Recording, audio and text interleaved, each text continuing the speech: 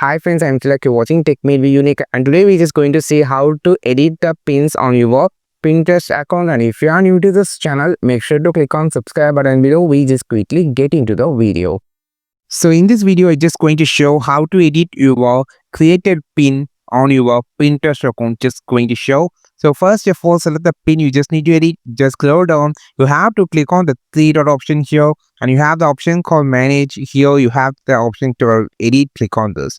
After click on edit, you can just change your title or description. Also any other options like go to the advanced option, or you can just change it.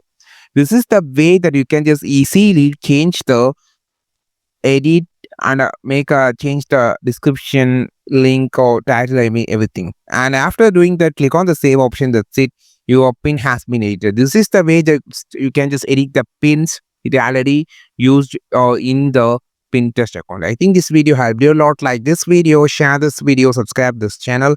We will meet in the next video with the super Bible content. This is Tilak signing off from Tech May Be Unique. Have a wonderful and most beautiful day ever.